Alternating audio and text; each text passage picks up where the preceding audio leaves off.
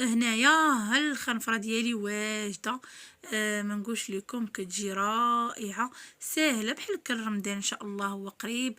هنايا دابا شعبان كاين اللي كيصوم ان شاء الله، الله يتقبل الجميع يا ربي. هكا توجدوه ساهل دغيا دغيا، ما كتحتاجيش انك توقفي بزاف. وبالنسبه انا المقله كما قلت لكم راه عندي انا كبيره ما عنديش صغيره. شوفوا يدي قداش، انا كنهز لكم وحده باش كتشوفوها يدي قداش وهي الخبيزه قداش راه كبيره يعني.